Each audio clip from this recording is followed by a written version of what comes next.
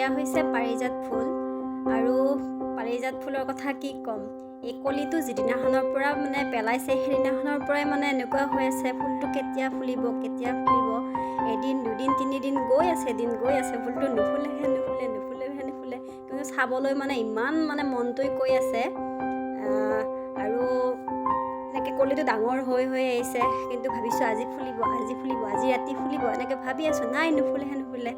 অৱশেষত ফুলটো মানে ফুলাৰ মানে যিটো দেখিলোঁ মানে একদম সঁচাকৈ মনটো বহুত ভাল লাগি গ'ল।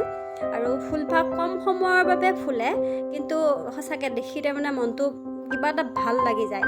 আৰু এয়া চাওকচোন এটা পোক সোমাই আছে ফুলটোৰ মাজত, মানে তাকে জুম কৰি দেখাইছোঁ, ধৰিব পাৰিছে চাগে। সঁচাকৈ মনটো একদম ভাল লাগি গ'ল ফুলপাহ দেখি।